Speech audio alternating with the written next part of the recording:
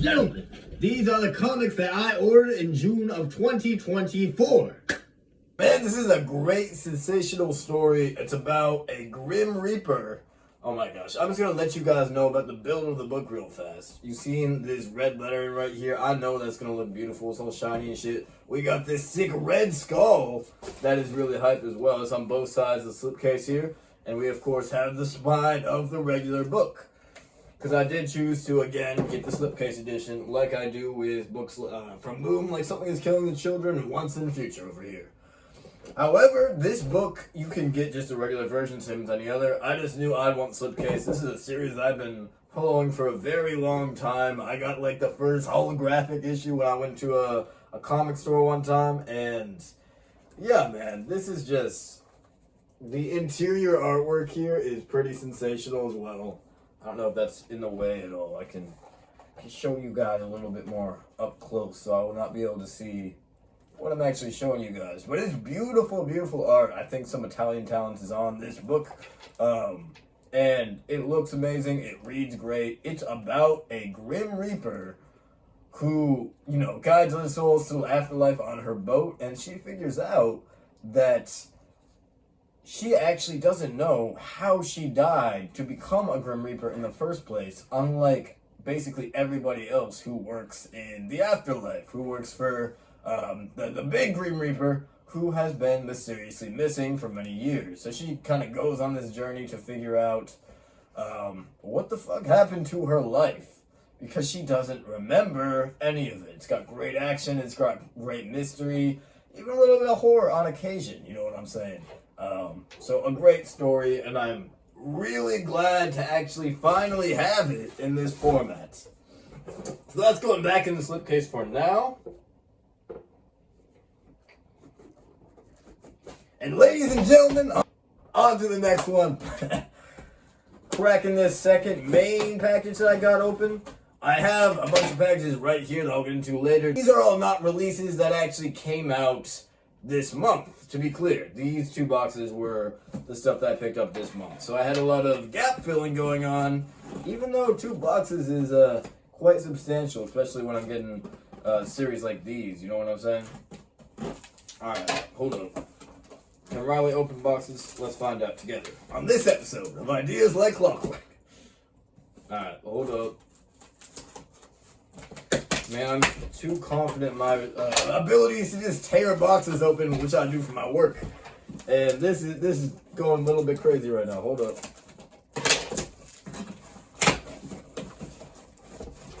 Man, if you don't open that box, if you don't open up right now, God damn it. All right, y'all. Oh, they packaged this one nice. I'm excited for this one. Yes, sir. All right, y'all. Oh, man. Yes, sir. Y'all see what we got right here? One of my favorite Marvel comic stories of all time, the Fantastic Four. I finally have another one of my favorite runs of all time for the Fantastic Four. Oh my God, open up! In omnibus format. So let you guys see this real fast. This is the Fantastic Four Omnibus by Waid and Wieringo, which is a great, sensational team. And I'll talk a little bit about just what makes this book so incredible in a moment here, as long as I can figure out where this opens up. Here we are. I know there's probably a better way to actually open up your books, but I'm too excited, you know what I'm saying? I'm just built different. I can go for whatever angle works for me, and I'm there, man. But let's see, man, because this is the comic run that started after the 90s run actually ended. So this is when Mark Waid took up the book, and as you can see here, we have this great image. For comics fans growing up in the 60s, you had Lee and Kirby. In the 80s, you had Byrne. And for millennials, there was writer Mark Waid and artist Mike Wieringo. And that's a great sort of blurb right there, because that's exactly correct. This is a perfect jumping on point for Fantastic Four, and where I recommend if anyone wants to start reading Fantastic Four, they get this book. then go on to the Straczynski stuff, the McDuffie stuff, and so on. Just read straight through, because that's a phenomenal group of stories. But we have this beautiful image of Reed Richards and the Thing, facing in front of the Baxter building right here. That's what the spine looks like, just all white, which is very different than the blue right here, but that's all right. But let's get underneath this dust jacket. And here's another great statement which kind of sum up exactly what I think makes this book so great. If you want to do a comic, you make it about people, not about costumes, and people will care. Now, if we're taking the dust jacket off real fast to see what... Ooh, look at that! Yes, sir. That's classy is what that is. We got a whole galaxy going on the spine of this omnibus.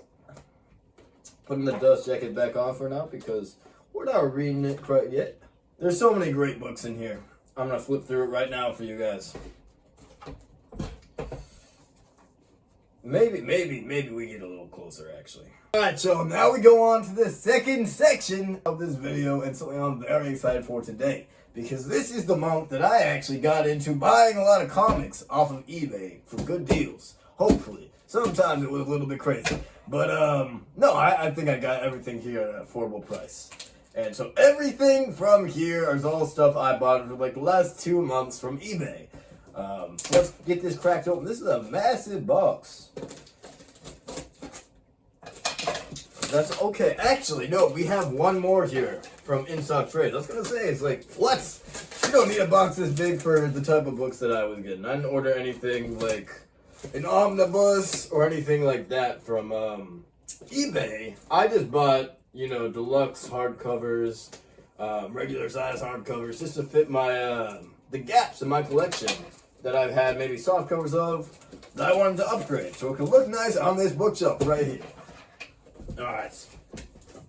I'm going to try to get this box open while sitting down. Prepare to be amazed, ladies and gentlemen. Let's see. Hold on, bro. Damn. What's going on with this box right here? What's going on with In Stock Trade shipping right now, man? Hold up. Just tear the tape. Do that. Alright. As far as the best comic that I ordered thus far, I think I have to say that I love The Fantastic Four by Wade and Ringo over Grimm, even though Grimm holds a special place in my heart, because I just think the current run of comics that we've been getting over the past couple of years from every single publisher has been nothing short of sensational. And there's lots of books that I know probably won't get collected in hardcovers and stuff like that. I just probably won't end up getting physically for a while, just to wait and see if they actually get some sort of proper release. I don't know if that'll happen. I hope so, because there's some great horror books going on. There's some great anthologies like Swan Songs and, gosh, there's just some great stuff going on, man. That is a subject for another video when I actually get those books and I can open them up here for you guys hopefully. Really, I said you guys. This is for myself. This makes it far more exciting for me when I open up these books. And oh my god, what the fuck going on with the packing right here? Y'all seen this? What are they doing to me? Alright, get all this shit out of here. Get it gone. Oh, hell yes. I forgot about this one. Ladies and gentlemen, we got Vinland Saga right here. It's a great show. It's, in my opinion, even a better manga. Man. Alright, let me crack this one open real fast for you guys. Vinland Saga, I'm so glad I finally have an excuse to talk about. Season 2 ended, I think it was this year? I watched it this year. So if it didn't finish this year, I might be mistaken. But I love the show. The show is great, and if you can just watch that, that's probably what I would recommend.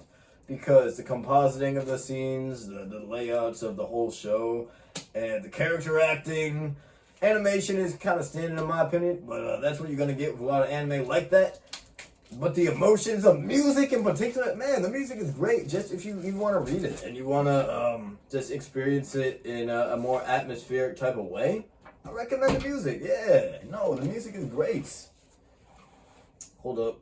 We're going to move this over here now, so that you guys can see this masterpiece right here. Yeah, I do believe it's a masterpiece because Vinland Saga is a series that grows and changes with you in ways that you're just not going to expect. You're not going to see where it goes even from season 1 to season 2. That might be the biggest change.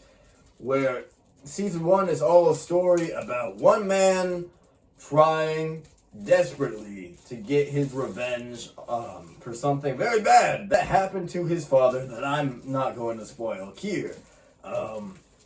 But he lives his life consumed by revenge against this one man, a kind of bounty hunter type warrior for hire, pirates type of Viking character called Askeladd. And something happens to Askeladd too. Something that separates him and Thorfinn. And well, Thorfinn, if I didn't mention it, is the main character. And Thorfinn just doesn't know where to go from there. We have, this huge deluxe format going on right here. We got that right there. I don't know if you guys can see this at all, but that is who I'm talking about. That is Askeladd right there. And this is just a great story. This is getting into basically the second half of season 1 is where this is covering. But they're coming out with these books pretty fast. And I've already read all this. I'm collecting it because someday, I want to read this and stuff like Berserk as well. I want to have that in a premium format so I can not only display it on my shelf and collect it, but so I can just have it in the future. We have this really nice runes going on up here. I think that's what this is anyways. I can't read it. Maybe you can. But this is just a great book. Cool looking spine. You know what? I don't know if you guys can see. I'll wait to do that. We got this really cool spine that looks like a bear type of snake serpent thing with a bear head. And I don't know what's going on with that. I don't know what significance that adds to the stories. I imagine it's something to do with the time period or Vikings more broadly maybe. But that's a cool image right there for the book. And this, it feels great to hold. They give you a ribbon, which I always like because I never read like huge books like these in one sitting. So give me a ribbon, man, obviously. But here we are, another one for the pile. And now, ladies and gentlemen, the last book that actually was released in this past month. And it is... Last but not least, Little Monsters by Jeff Lemire and Dustin Eugen. Now, let me tell y'all about vampire stories, alright? It's never been one of my favorite type of things, but Jeff Lemire is one of my absolute favorite writers of all time, and he can put humanity, he can put heart into absolutely anything he writes.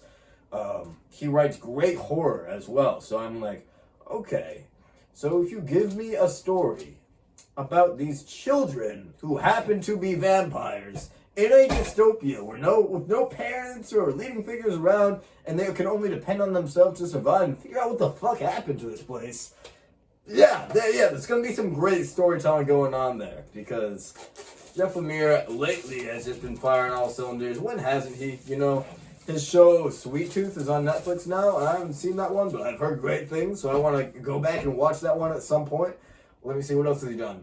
He's done great horror work recently. Great horror work recently with a horror shared universe with Andrea Sorrentino called The Bone Orchard Mythos, which is going to be in a video next month, actually talking about the latest installment to that series, Tenement.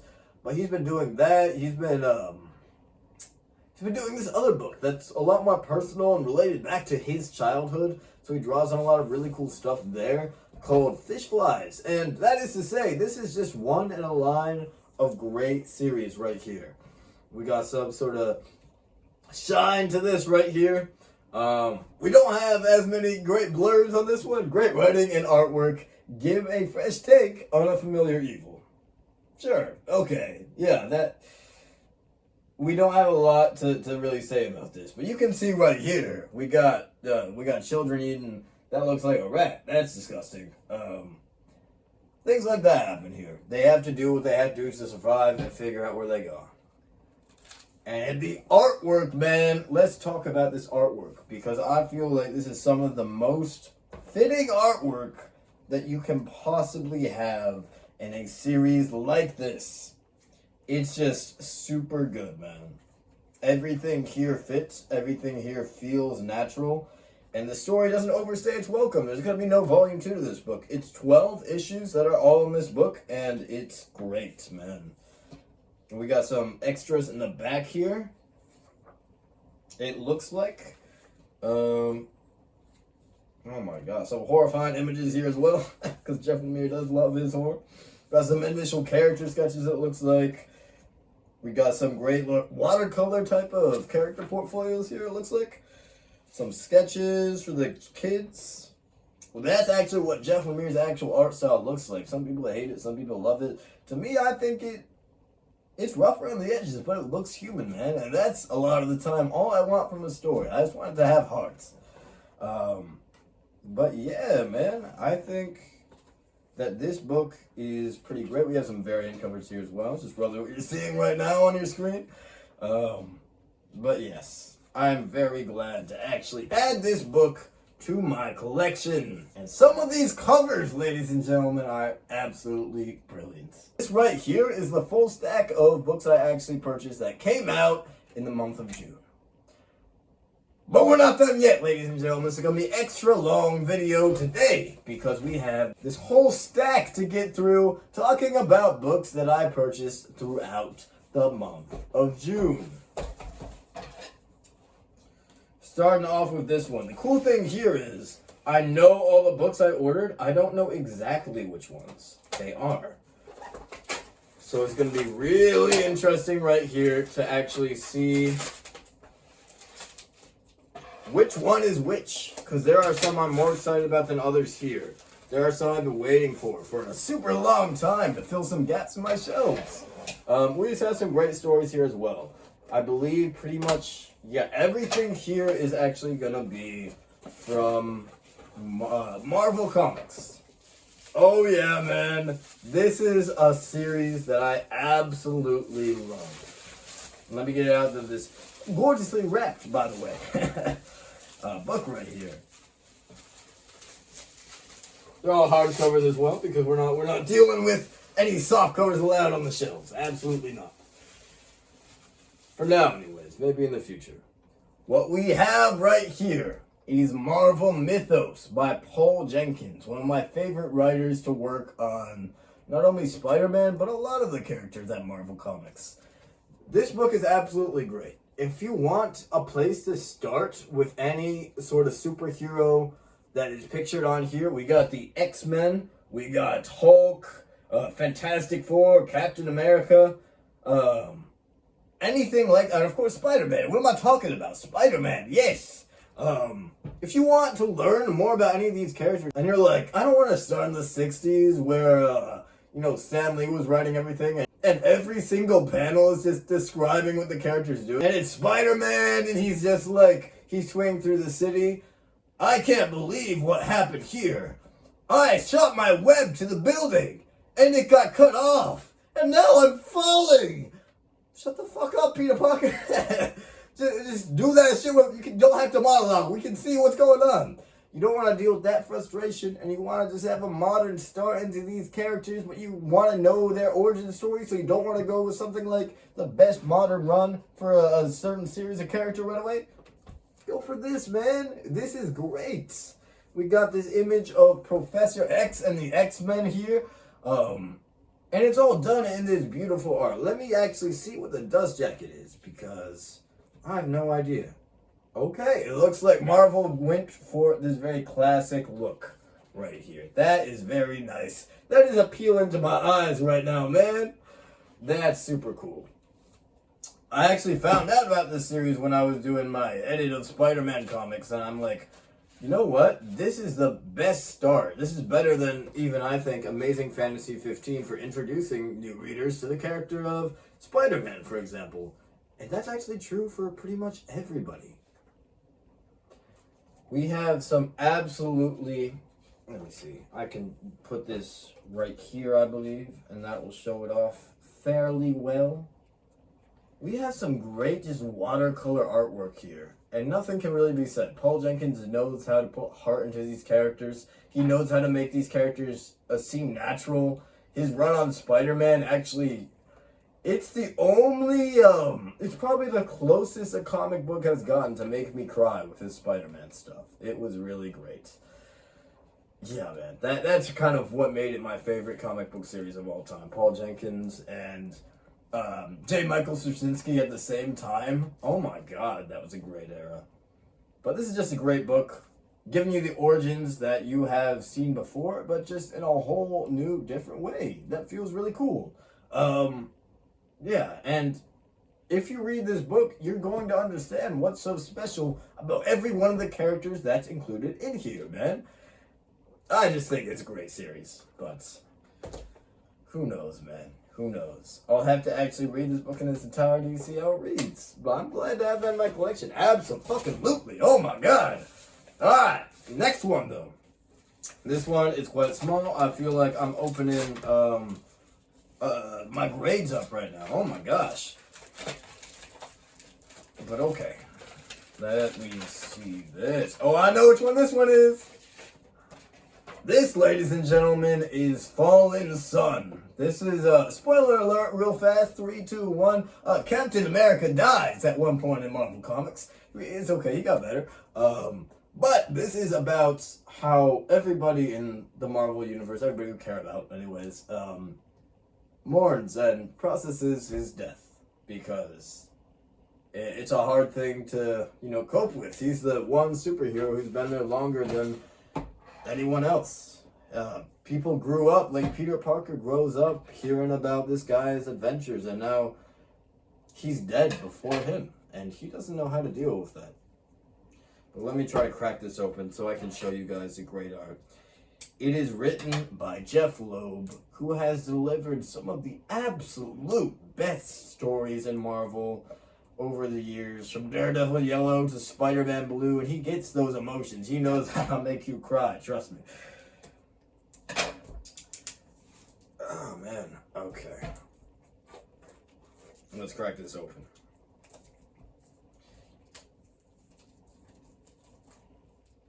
It's by John Cassie, David Finch art as well.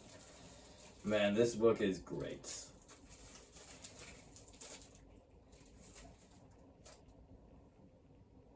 Definitely has some moments in this I won't remember. And this is my first time really trying to grab one of these Marvel Premiere Editions. I wanted to see. I heard they weren't great quality, but they collect a lot of my story. A lot of my favorite stories in Marvel Comics that are not collected anywhere else. And they're in hardcover format. You see right here, we got this purple, beautiful look. That's the perfect way to do this book. Just no real dust jacket cover. Just telling you what you're about to see. You're about to see someone be remembered. And sometimes that memory is very, very painful, but you get to see how these characters work it out. It's got a different perspective every single issue. And it really is a great comics, man. It really is. We got this scene right here, right at the start, where they're all just playing poker at a table. And they're trying to cope with everything that happened. And they can't. They gotta go. They gotta get out. They have to deal with this shit on their own. And they all do deal with this in very different ways. They really do. And this is a great fight with the Rhino and Spider-Man. Rhino is kind of someone who's never had a ton of character, not a great relationship. Oh my god, look at that double page spread. Yeah, you gotta get stuff like this in hardcover, man. This This is something crazy. Because the context of this page right here is that Spider-Man is going to mourn his girl, Gwen, who got killed by the Green Goblin back in the 70s, right? And he sees the Rhino there, and he's mourning too. But Spider-Man doesn't know that, and he's too angry, too frustrated to even accept that he could be Val and come to a graveyard and trying to mourn his loved ones. So what does he do? He attacks him. And shit just repeats. Doesn't help anything. Just makes it worse. There's a very emotional funeral scene in here as well. Man, the whole art throughout and the writing is just great. It really is. Let me see if I can find some of this this funeral page. Yup. Nope. This is gonna make me upset when I go back and reread this, I can tell. This book is real good. I'm glad I finally own it in this format. Yeah. Alright, man. Moving right along. Looks like we have 3 left. Alright, let's see. Here we are. Okay.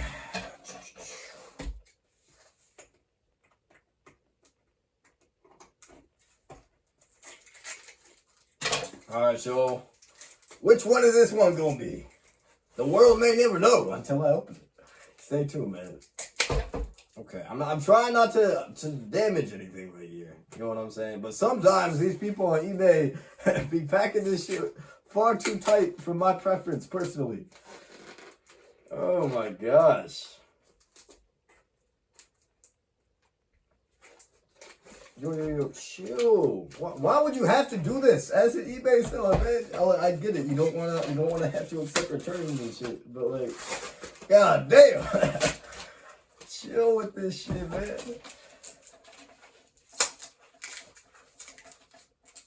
Alright. This side's not as bad. Or is it? Hold on, Riley. You got this. What the fuck is wrong? God damn. Alright. No, this cannot stand. Alright. That was not open correct. Do it. There we go. Here we are.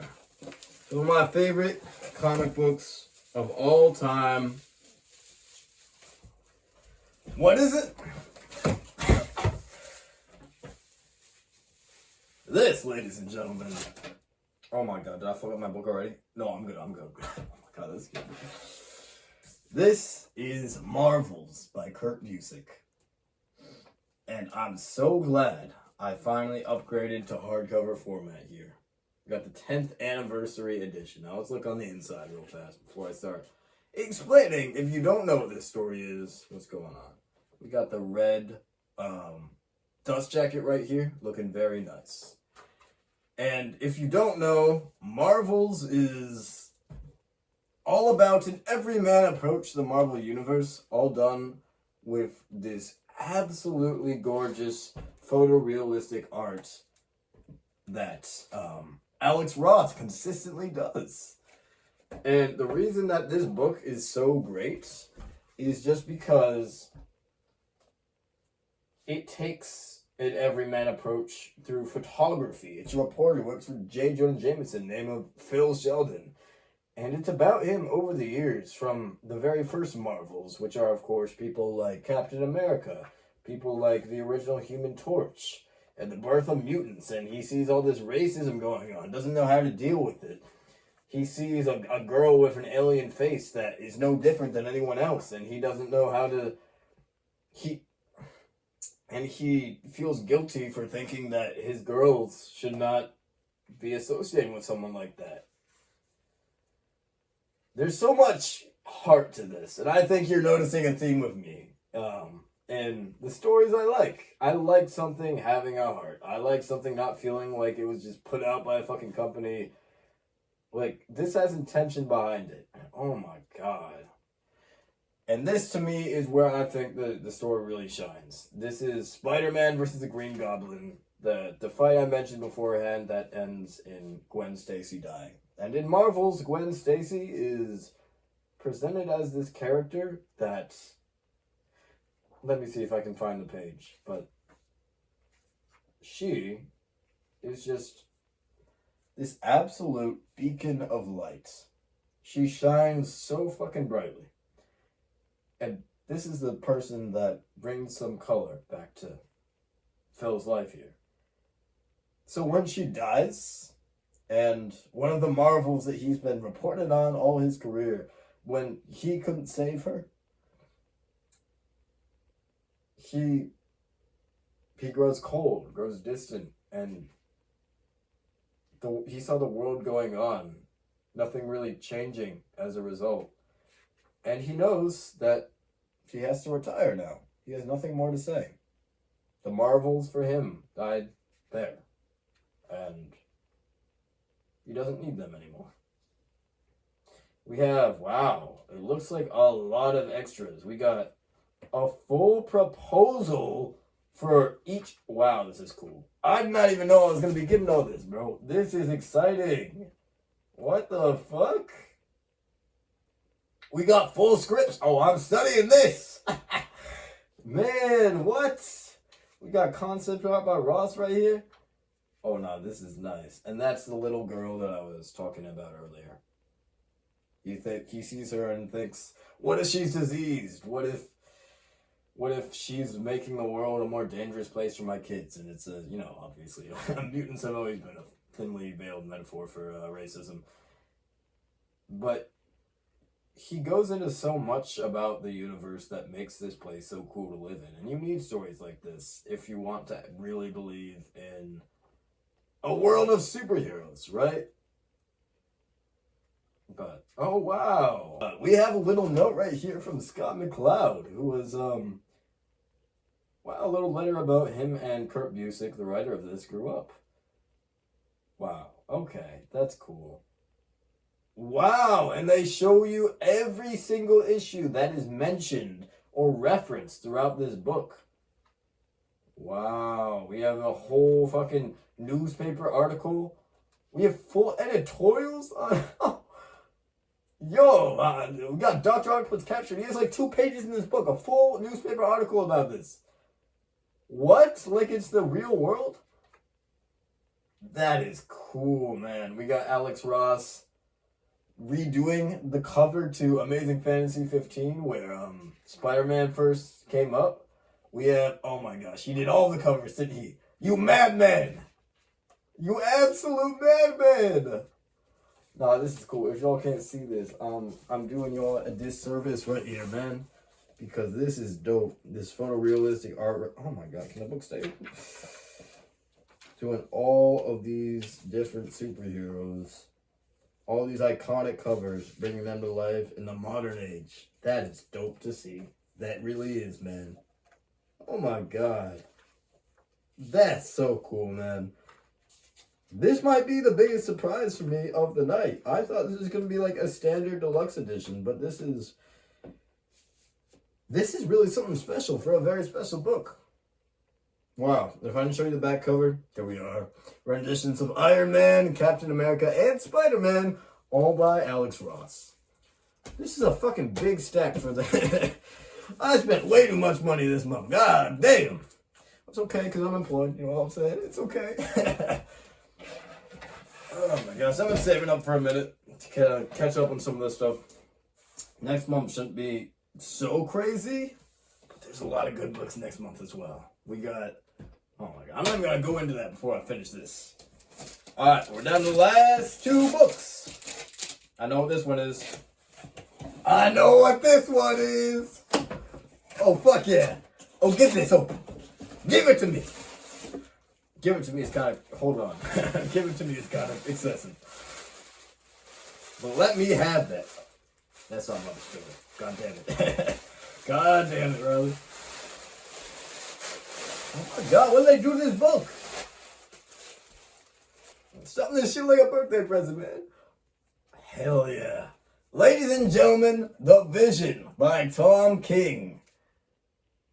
A superhero story like no other. That's absolutely the fuck correct. Because this is a great thriller about what it means to have synthetic life. You don't need to know anything else about Marvel superheroes. This doesn't really fit in a chronology like that. This is just great. And in seeing the Dust Jacket cover right here, you can tell a lot about what this is going to be about. It's a family story, but the family aren't real people. Which makes things go in a direction that is not the best, man. It's really not. This won an Eisner Award for, what did it, they're not going to tell, they're just going to tell me it won an Eisner. I'd assume best limited series. Or maxi series, I guess. Given that's not ongoing, but oh my god, yeah. This is amazing right here. We got an introduction from Brian K. Vaughan right here. Oh, sorry, that's Rainbow Rule. Why did I say Vaughn? But we have this great story, just with so many twists and turns about a family who are almost as human as they can be, except for one little thing called restraint. Or understanding of certain human morals, which over the course of the story boil up in just an expertly written way to the point where something incredible really emerges out of this story. Because it's got heart, despite this being it's a family that make mistakes, but because of who they are and what they are, more accurately, it turns the world against them. Every family makes mistakes, but when you do that and you're a high-profile android, mistakes just aren't allowed. Because you hurt people. You hurt people really fucking badly. And Vision knows this. He has more experience in the world. He's the dad here. And eventually it comes to a boiling point. All of these superheroes he's worked with come up and rise against him and say, what the fuck is your family doing? So I'm not going to spoil exactly what that boiling point is. If you've read stories like this, you might be able to imagine what that is. But him having to fight for his family, who was the only thing in his life that he ever really wanted, that shit is fucking heartbreaking, y'all. That shit really is. If you liked WandaVision at all, that's where this is kind of, this vibe right here of the house in a neighborhood just trying to live a normal life and shit is going disastrous. This is kind of what WandaVision, I imagine, was supposed to be like. We got some extras right here of different covers that the series had over the years.